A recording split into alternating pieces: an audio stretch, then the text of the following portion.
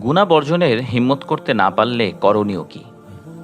গুনাহ বর্জনের হিম্মত করতে না পারলে আল্লাহওয়ালাদের সাথে সংযুক্ত থাকতে হবে। এতে তাদের থেকে ঈমান সংক্রমিত হবে।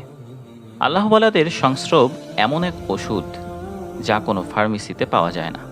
যার অন্তরে আল্লাহকে পাওয়ার অস্থিরতা থাকে তাকে তিনি অলি বানান।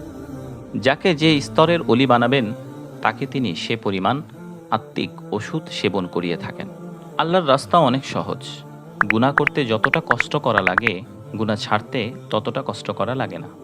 কারণ গুনাহ করা হচ্ছে কাজ এবং গুনাহ ছাড়া হচ্ছে বিশ্রাম। আর কাজের তুলনায় বিশ্রাম যে সহজ তা বলাই বাহুল্য।